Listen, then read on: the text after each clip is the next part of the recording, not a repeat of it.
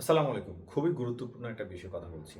সেটা হচ্ছে বাংলাদেশের জুলাইয়ের গণঅভ্যুত্থানে যে ছাত্ররা নেতৃত্ব দিয়েছে, সেই ছাত্রদের নেতৃত্বের জায়গা থেকে তারা কিন্তু পরবর্তীতে অন্তর্বর্তীকালীন সরকারের উপদেষ্টাও হয়েছে এবং সে সময় তারা কিন্তু একটা রাজনৈতিক দল গঠন করেছে এবং সেই জাতীয় নাগরিক পার্টি বা এনসিপি যেটাকে বলা হয়, সেই এনসিপির অঙ্গ সংগঠনগুলো ইতিমধ্যে কিন্তু তারা মানে সেই অঙ্গ সংগঠনগুলো কিন্তু তারা উদ্বোধন করছে, সেগুলোর আত্মপ্রকাশ হচ্ছে।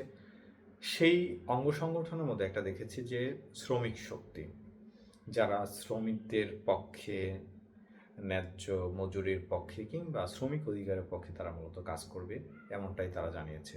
তো সেই রাজনৈতিক দলের আজকে একটা কর্মসূচি ছিল এবং সেই কর্মসূচি ছিল বাংলাদেশ ব্যাংকের সম্মুখে তাদের অবস্থান কর্মসূচি কিংবা তাদের প্রতিবাদ কর্মসূচি, অথবা এটাকে একটা মানববন্ধনও বলা যেতে পারে। সেই কর্মসূচিকে ঘিরে আমরা আজকে দেখেছি যে বেশ কড়াভাবে, অর্থাৎ আমরা যেমনটা দেখেছি যে বিগত সময়ে বিরোধী দলকে কোণঠাসা করার জন্য কিংবা তাদের যে রাজনৈতিক কর্মসূচিগুলো রয়েছে সেগুলোকে যাতে তারা রাজপথে নেমে তারা যাতে পালন করতে না পারে, সেজন্য তাদেরকে কিন্তু দেখা গেছে, আমরা দেখেছি যে পুলিশের জলকামান, সে সঙ্গে অন্যান্য যে ফোর্স রয়েছে, বিজিবি মোতায়েন করা, র্যাব মোতায়েন করা, এগুলো করার মাধ্যমে একটা ভয়ভীতিকর পরিস্থিতি তৈরি করা হয় এবং কোনোভাবেই প্রতিপক্ষের যে রাজনৈতিক দলগুলো তাদেরকে কিন্তু স্পেস দেওয়া হয়নি রাজপথে।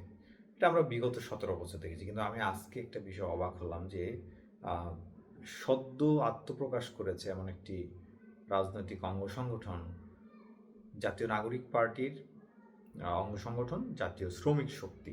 তারা একটা কর্মসূচি দিয়েছে। সেটা কি? সেটা হচ্ছে অর্থ পাচার এবং ঋণ খেলাপিদের বিরুদ্ধে, এবং অর্থ পাচার হয়েছে যে বিগত সময়ে সেই অর্থগুলোকে ফেরত এনে বাংলাদেশের মানুষের অধিকার ফিরিয়ে দেওয়া এবং কর্মসংস্থান সৃষ্টি করার মাধ্যমে যে শ্রমিকদেরকে শোষণ করা হয়েছে, সাধারণ মানুষকে যে শোষণ করা হয়েছে, তাদের যে আত্মকর্মসংস্থান বিলোপ হয়েছে পতিত স্বৈরাচার পালিয়ে যাওয়ার পর, বিভিন্ন কারখানা বন্ধ হয়ে গিয়েছিল।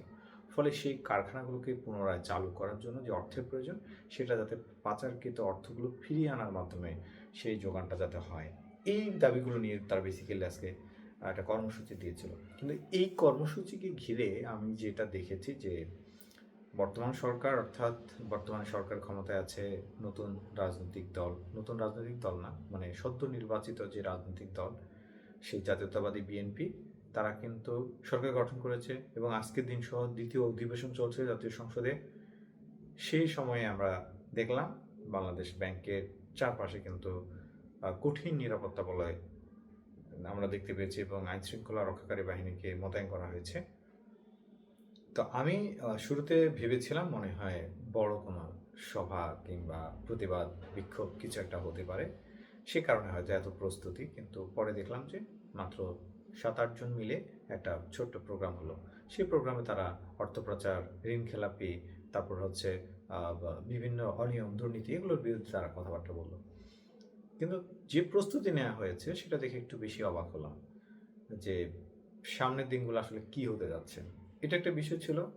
দ্বিতীয় আরেকটা বিষয় হচ্ছে, আমরা যেমনিভাবে দেখতেছি যে দুর্নীতির বিরুদ্ধে যে অবস্থান, সেই দুর্নীতির বিরুদ্ধে অবস্থানটা বর্তমানে একটা ট্রেন্ড হয়ে গিয়েছে। ক্ষমতার পালাবদলের সাথে সাথে ওই রেজিমকে পুনরায় প্রতিস্থাপিত করার জন্য, অর্থাৎ যেই জায়গাগুলোতে ভ্যাকেন্সি আছে কিংবা ভ্যাকেন্সি নেই, সেই জায়গাগুলোতে তাদের নিজস্ব রেজিমের পক্ষের লোকবলকে কিভাবে সেখানে প্রতিস্থাপিত করা যায়, সেজন্য কিন্তু দুর্নীতিকে একটা ট্রেন্ড হিসেবে ব্যবহার করা হচ্ছে বা একটা ঢাল হিসেবে ব্যবহার করা হচ্ছে।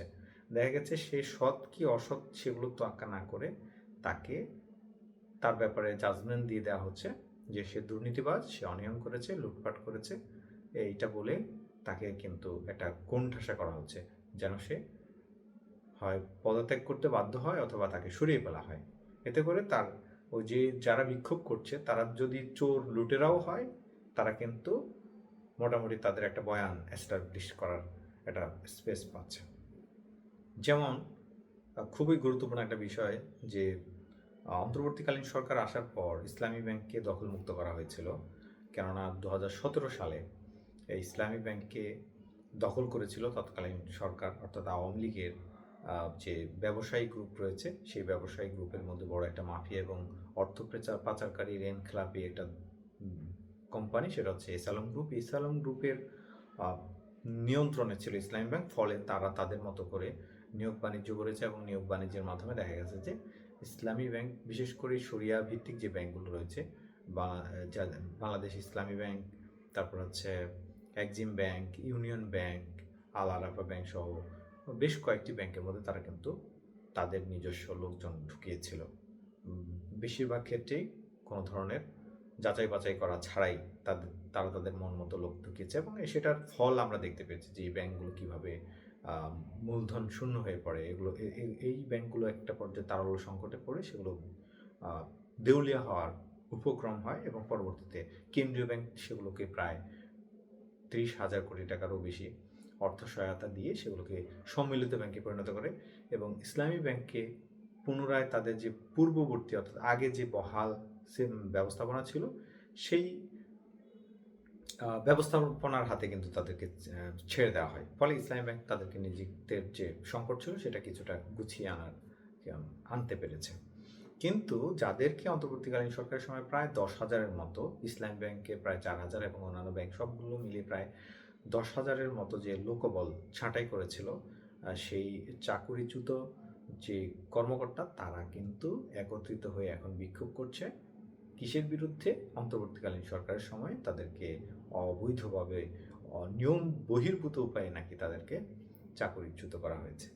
এই একটা অজুহাত দেখিয়ে তারা কিন্তু এখন বিক্ষোভ করছে। তারা এই যে কেন্দ্রীয় ব্যাংক আছে সেই কেন্দ্রীয় ব্যাংকের গভর্নর বরাবর তারা স্মারকলিপি দিয়েছে, তারা প্রতিবাদ জানিয়েছে, তারা অন্তর্বর্তীকালীন সরকারের সময়ে যে তাদের বিরুদ্ধে নাকি জুলুম হয়েছে সেই জুলুমের কথা তারা এখন বলছে। এবং তারা অন্তর্বর্তীকালীন সরকারের সময়ে যারা ছিল দায়িত্বে, বিশেষ করে আমরা দেখেছি যে আহসান ইস মনসুর, তিনি বাংলাদেশ ব্যাংকের গভর্নর ছিলেন, সালেহ আহমেদ অর্থ উপদেষ্টা ছিলেন, তাদের বিরুদ্ধে তারা এখন অভিযুক্ত হচ্ছে, তাদেরকে দুর্নীতিবাজ বলছে, তাদেরকে লুটেরা বলছে, তাদেরকে নানান ধরনের তকমা দিচ্ছে। ফলে এখন এসে আপনি কিভাবে কি বলবেন? অর্থাৎ জুলাই গণঅভ্যুত্থানের পরবর্তী সময়ে এসে দেশের অর্থনীতিকে স্থিতিশীল রাখার জন্য যারা কাজ করেছিল তাদের কাজের মধ্যেও কোনো পক্ষের উদ্দেশ্যে থাকতে পারে, আমরা সেটা নিয়ে পরে আরেকটা আলাপ করব। কিন্তু তাদেরকে এই অল্প সময়ের মধ্যে তারা যে একটা স্থিতিশীলতার মধ্যে নিয়ে এসেছে দেশের অর্থনীতিকে, সেটার কোনরূপ প্রশংসা তো দূরের কথা, বরং যারা অনিয়মের মধ্য দিয়ে এই